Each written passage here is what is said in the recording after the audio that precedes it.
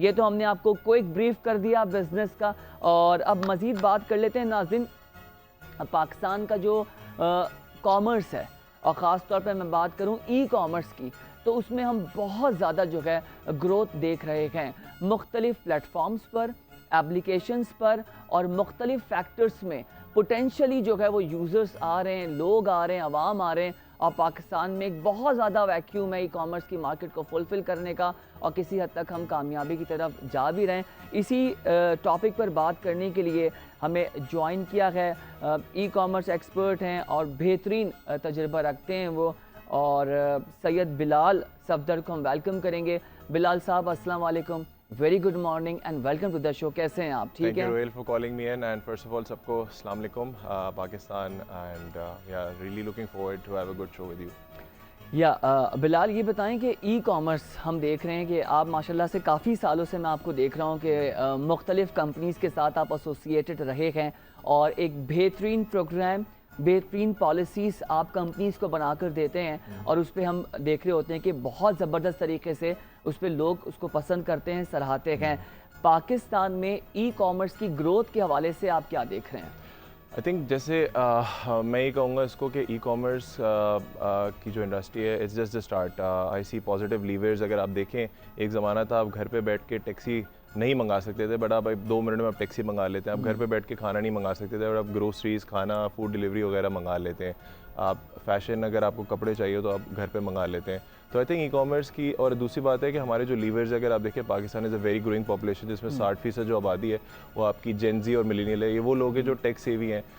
May be मेरे जैसे लोग जो हैं वो टेक सेवी ना हो, क्योंकि मैं थोड़ा सा ज़्यादा उम्र वाला हूँ, बट वो लोग जो जेनजीज हैं, मिलेनियल्स हैं, दे आर वेरी टेक सेवी। अब 2 साल 3 साल के बच्चे को मोबाइल यूज़ करना आता है। एंड अगर आप देखें, इवन बैंकिंग इंडस्ट्री ने बड़ा फ्लरिश किया है। गवर्नमेंट की भी कुछ पॉलिसीज़ हैं, और कुछ अच्छी स्टार्टअप कंपनीज़ ने भी जिस तरह से बिजनेस अपने फ्लरिश किए। So I think it's just a start. लीवर्स ये कह रहे हैं कि इट्स अ प्रॉमिसिंग इंडस्ट्री। हमारी $150 बिलियन की जो इंडस्ट्री है उसमें एक ज़माना था इसमें 1% जो है कंट्रीब्यूट करती थी e commerce, but it's now move to almost 3 billion of a cap. So it's just the start, I would से।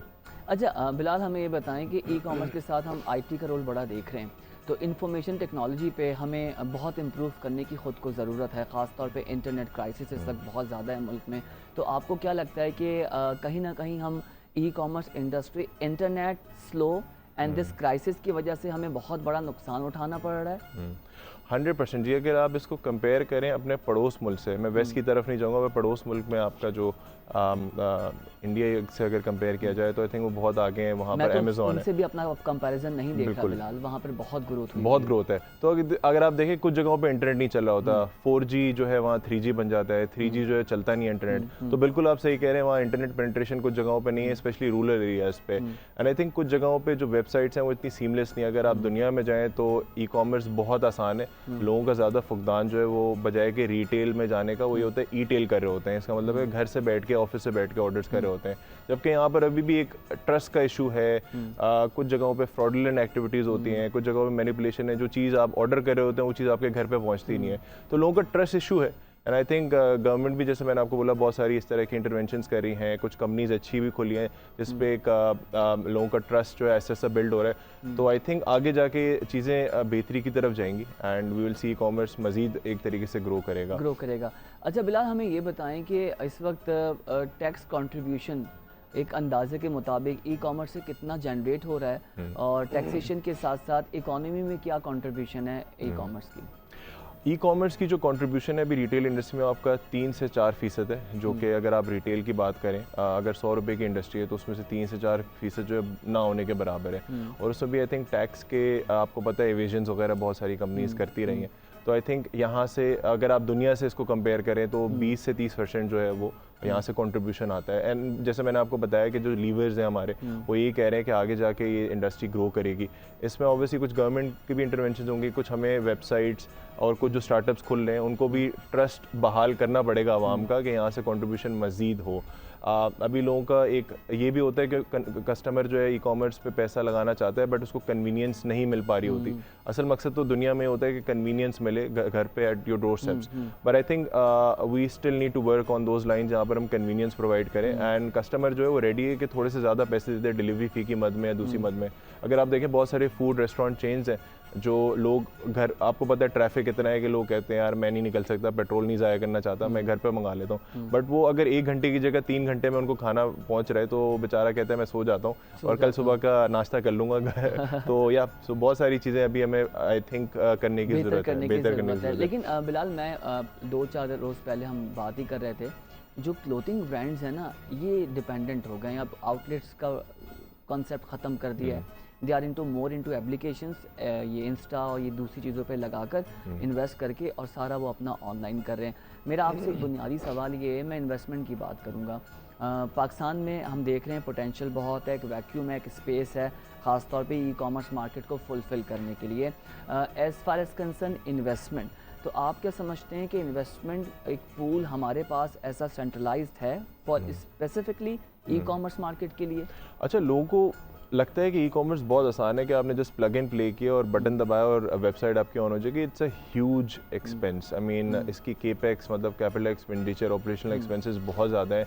आपको एक वेबसाइट के लिए काफ़ी पैसा लगाना पड़ता है, ह्यूमन कैपिटल अच्छा चाहिए होता है आपको, स्टोर्स जो आपके रिटेल हैं उसकी तो एक कॉस्ट है, but tech setup, app create करने का, किस तरह के लोग आपको लाने हैं, वो बड़ा एक महंगा सेटअप है। मशीनरीज आपको रखनी है, मशीनरी रखनी है आपको, फिर आपको लॉजिस्टिक, क्योंकि आपको अगर कन्वीनियंस घर पे देनी है तो you need to have the best logistic as well, जो कि आपको आधा घंटा 1 घंटा सेम डे डिलीवरी पे लेके जाए।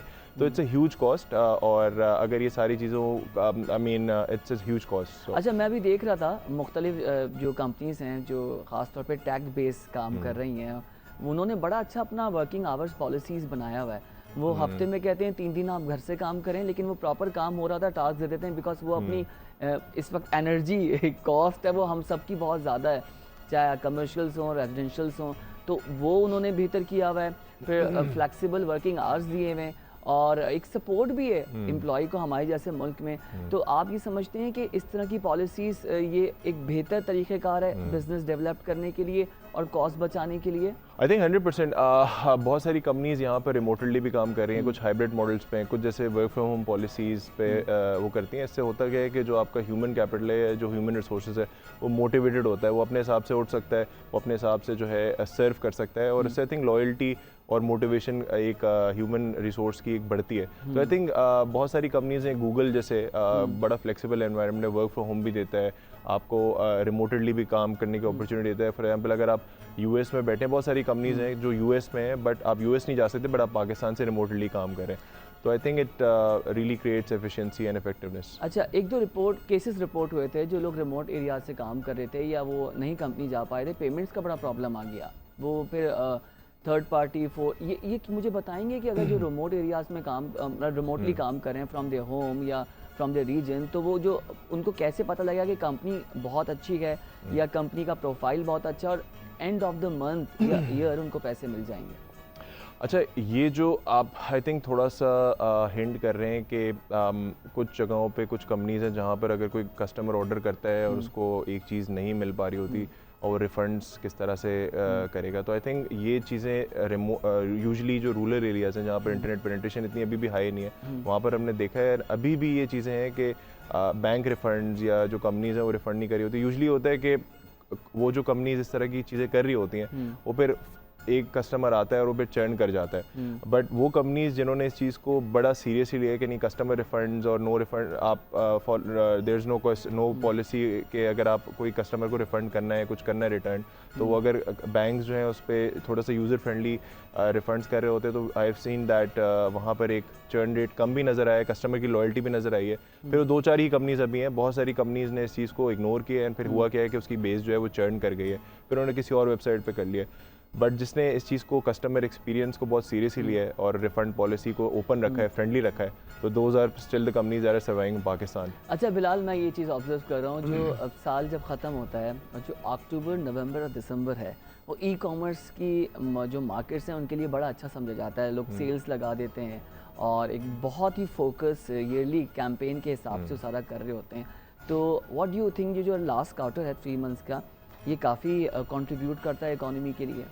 100% इट्स बेसिकली होता क्या है कि आपका नया फिस्कल ईयर स्टार्ट हो रहा था। अगर आप देखें दुनिया में thanks giving day, boxing day, black Friday होता रहता है, राइट। इवन पाकिस्तान में भी कॉन्सेप्ट आ गया कि बहुत सारी ब्लेस्ड फ्राइडे भी जिस तरह पाकिस्तान में हम लोगों ने मनाया है कुछ कंपनीज ने। तो होता क्या है कि यूजली जो कंपनीज का नया फिस्कल ईयर जनवरी में स्टार्ट होता है, तो करते क्या है कि वो eight the end of the year अपनी सारे पुराने स्टॉक्स को लिक्विडेट कर रहे होते हैं ताकि दे बिकम ग्रीन, राइट। और कुछ आइटम्स होते हैं पेरिशेबल होते हैं, वांट टू लिक्विडेट इट। तो होता क्या है कि वो एक बहुत ज़बरदस्त सेल लगा लेते हैं जिससे उनका पुराना स्टॉक निकल जाता है, फिर वो नए स्टॉक्स की तैयारी कर रहे होते हैं और नए साल का नया आगाज़ एक नए अच्छे तरीके से कर रहे थे। हमारा फ़ायदा एज ए कस्टमर ही हो जाता है कि हमें एक चीज़ जो 100 रुपये की होती है 50 रुपये की मिल जाती है। कभी कभी 50 रुपये की चीज़, जैसे कुछ कंपनीज हैं जैसे वो ऐसी चीज़ फ्री में भी लगा लेती हैं और it's a good ambition. I think दोनों का फ़ायदा हो जाता है। एक कंपनी की वो चीज़ जो है लिक्विडेट हो जाती है, कस्टमर का फ़ायदा होता है उसको वो चीज़ जो 100 रुपये में नहीं ले सकता उसको 50 रुपये मिल जाती है। So it's a good ambition for both, it's a win win for both customer and perfect.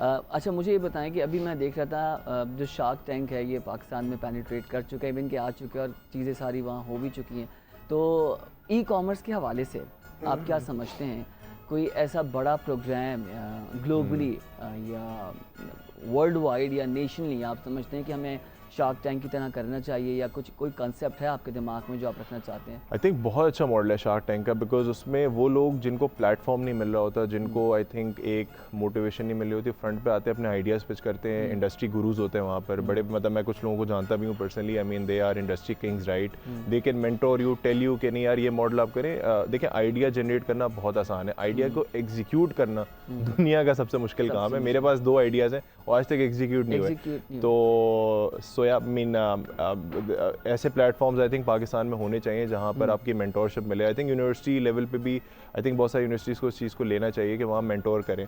अब बहुत सारे लोग होते हैं जैसे हमारे पास इंटरव्यूज़ देने आ रहे हैं तो उनको पता नहीं होता इंटरव्यू भी क्यों देने आ रहे हैं। बहुत सारे लोग होते हैं जो आते हैं और कहते हैं यार मैंने मेडिकल लाइन ले ली बिकॉज मेरे अब्बू ने बताया था, बट उनको खुद नहीं पता था, उनको मेडिकल इंजीनियर बनना था बड़े होके। सही बात है। और अपना टैलेंट नहीं पता कि उनके अंदर सेल्स की स्पेशलिटीज़ हैं, मार्केटिंग की हैं, या सप्लाई चेन या लॉजिस्टिक्स में काम कर सकते हैं।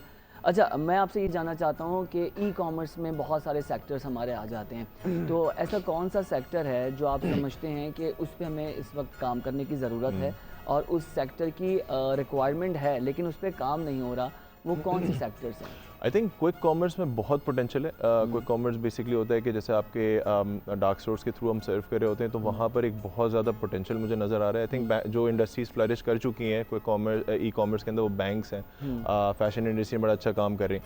आई थिंक क्विक कॉमर्स में बहुत ज़्यादा पोटेंशियल है, कुछ ज़्यादा क्विक कॉमर्स प्लेयर्स है भी नहीं। और ये कि आप मुझे लगता है quick commerce is one company जहाँ पर, और फूड, आई थिंक फूड में, I mean food is religion and entertainment for us right now. अगर आप देखें पाकिस्तान में लोगों की एंटरटेनमेंट फूड है या टूरिज्म है, तो 2 चीज़ें, तो फूड और टूरिज्म है मुझे ज़्यादा। तो अगर रात को नींद नहीं आ रही, बोर हो रहे हैं, तो वो सोने के लिए वो खाना खाएंगे, फ्रिज खोलेंगे, मतलब आप देखें ना सिचुएशन क्या है। सो मुझे फूड और टूरिज्म और एंटरटेनमेंट 3 इंडस्ट्रीज हैं मे बी जिसमें बहुत ज़्यादा पोटेंशियल नजर आ रहा है। क्विक कॉमर्स में आपका ये सारा आ जाता है, जो क्विक कॉमर्स भी आई थिंक फूड के अंदर ही आया था, फूड के अंदर आया था। अच्छा, अब मुझे ये बताएं कि टूरिज़्म के हवाले से क्या हम ई कॉमर्स में या आईटी के साथ कुछ इंटीग्रेट कर सकते हैं जो लोगों को पता लग सके और लोग उससे एक्सेस हो सकें?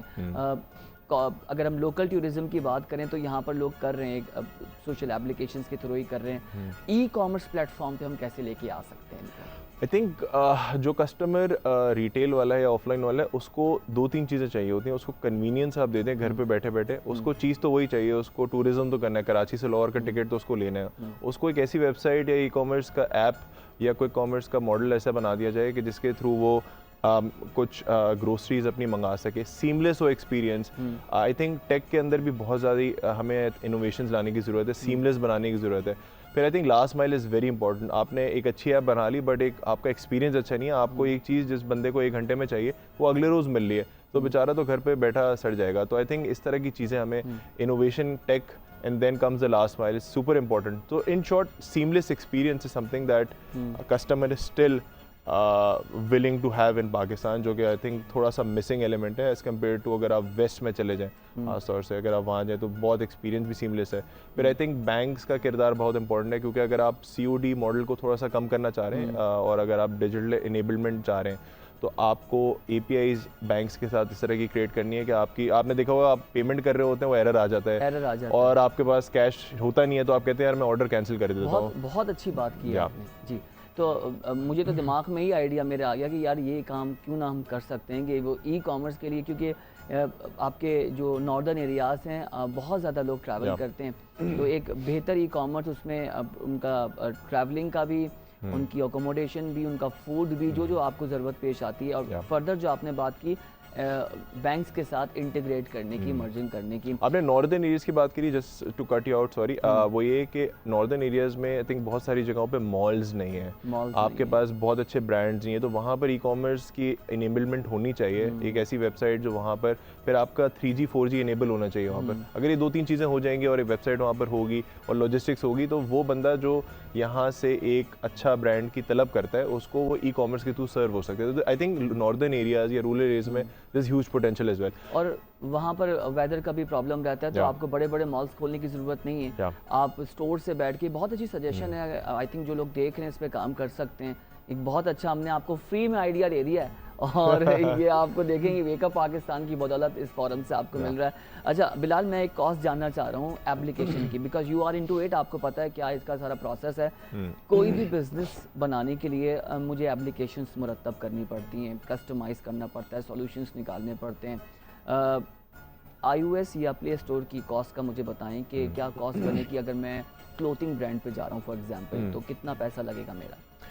अच्छा, जैसे मैंने बोला मैं एग्जैक्ट कॉस्ट तो नहीं बताऊंगा, वो आपका प्रोग्राम एक दूसरा प्रोग्राम करें, बट अगर मैं एस्टिमेट करूँ it's in thousand of dollars. मैं बताता हूँ, you need to have a website, उसकी आप डोमेन परचेज कर रहे होते हैं, पहली कॉस्ट तो आपकी वो आ गई। फिर आपको एक टेक टीम खड़ी करनी होती है, टेक टीम मैं तो नहीं खड़ी कर सकता, एक प्रॉपर टेक गुरु कर सकता है। फिर आपको सिस्टम एनालिस्ट चाहिए, फिर वेबसाइट को रन करने के लिए आपको एक सिस्टम एडमिनिस्ट्रेटर चाहिए, तो बहुत सारी चीज़ें चाहिए होती है। फिर उसके बाद आपने वेबसाइट खड़ी कर दी, उसके बाद फिर आपको असॉर्टमेंट चाहिए, उसकी एक कॉस्ट है। उसके बाद फिर आपको जो लास्ट माइल इनेबल करना है, फिर आपको बहुत सारी चीज़ें करनी है, टेक इंटीग्रेशंस करनी है, तो इट्स अ ह्यूज कॉस्ट।